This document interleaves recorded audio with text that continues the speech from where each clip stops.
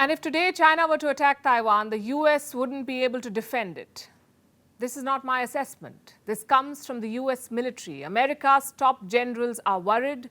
They say they are in no position to defend Taiwan. This is the finding of their study called The World After Taiwan's Fall.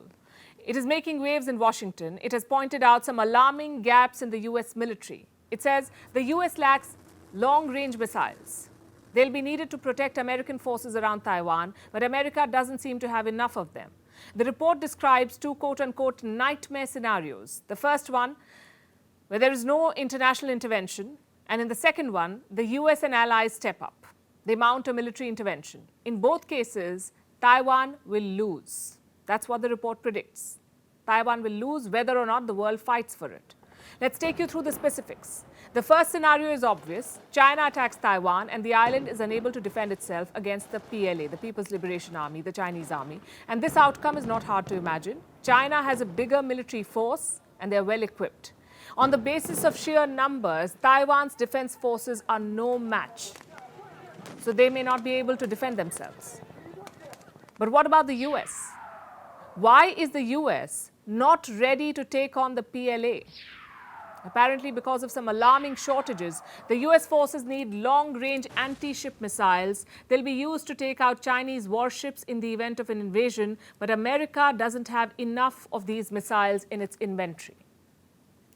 Recently, a senior US Navy commander briefed lawmakers. He shared details about the American stockpile. Let me quote from his statement. This is what he said. The current US inventory contains less than 250 of these missiles. Less than 250. How many do the US forces need? At least 1,000 to 1,200. So they don't even have half of what they will need. And they may not be able to get them quickly. The current rate of production is terribly slow. In 1 year, the US produces anywhere between 38 to 88 missiles. Again, these are long-range anti-ship missiles. At this rate, 38 to 88 in 1 year, it could take more than a decade for the stockpile to reach the optimum level. That is, if the US does not fight another war or use another missile to take out a spy balloon. Jokes aside, America will need much more than missiles. It will need bombers and fighter jets. And on both fronts, the US is falling behind. Again, their own assessment. To launch the anti-ship missiles, they will need B-1 bombers. Does the US Air Force have them? Again, they don't. Reports say they have quote-unquote poor readiness. They'll also need more aircraft carriers in the region. The US naval forces, with all of their resources, are still falling behind. What about the other side? What about the Chinese? Is China ready to invade Taiwan? Xi Jinping has his doubts. That's what the CIA chief William Burns believes. He has given an interview, and this is what he said, I'm quoting, "I think our judgment at least is that President Xi and his military leadership have doubts today about whether they could accomplish that invasion. I think, as they've looked at Putin's experience in Ukraine, that's probably reinforced some of those doubts." That's what the CIA chief says. What is the basis of these claims? Burns did not share any specifics. But he did say that China is serious about controlling Taiwan and that the threat should be taken seriously. It's not an overreaction. Last week, Beijing warned Washington. The PLA issued a statement. It said China will strive for peaceful reunification, but it will not hesitate in taking military action. We have noticed there are often such contradictory remarks from the US side. I would like to stress that Taiwan is China's Taiwan. Resolving the Taiwan question is a matter of the Chinese, a matter that must be resolved by the Chinese, and no external interference will be tolerated. Whatever the US says, it cannot alter China's reunification process, nor will it shake our determination to safeguard national unity and territorial integrity. Xi Jinping has asked his military to prepare. He wants the PLA to be ready by 2027. Will the Americans be prepared if China attacks? What if the PLA strikes Taiwan before 2027? Will the US intervene then? Washington cannot leave this to chance after all the promises they've made to Taipei. Their so-called strategic ambiguity is beginning to sound like an excuse for lack of strategy. Our next story is about comic strips, and it demands seriousness because, like any artist, comedians can influence our thoughts. But what happens when their humor stops being funny or takes a dangerous turn. Specifically, what happens when a cartoonist is being racist? This is what happens. Dilbert is being banished from the regular cubicle in the papers. Dilbert is a widely syndicated comic strip that mocks office culture. Hundreds of newspapers across the US have dropped it. And this time, Dilbert can blame his misery on the creator, Scott Adams. But why is this happening? Because Adams went on a racist rant during his YouTube live stream. He called black people a hate group. He also said, and I'm quoting, "White people should just get away from them." All this in a response to a questionably designed poll, a poll which asked if it's okay to be white. Now, this phrase is often linked to the white supremacist movement.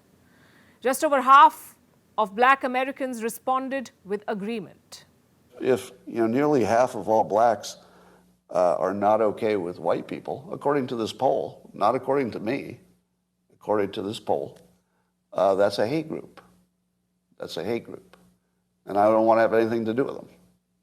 And I would say, based on the current way things are going, the best advice I would give to white people is to get the hell away from black people.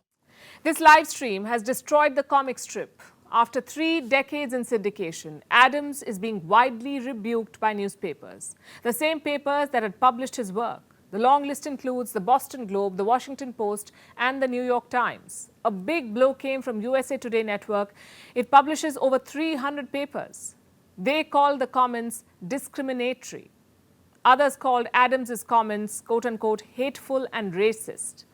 And when referring to dropping the comic because of his comments, a publication said, and I'm quoting, "It was not a difficult decision to make." But Adams has defended himself. He says he's being wrongly cancelled. Listen to this. There's almost no change you can make in the world that doesn't have a racial or racist overtone. So I would say this for sure. Whether you're black or white, when you're managing your own career, you should be as racist as you need to be to get the advantage. His defense, if it can even be called that, has softened the hearts of some, including the flag bearer of free speech, Elon Musk. The Twitter CEO has accused the media of being racist against whites. This has also ignited a debate on social media.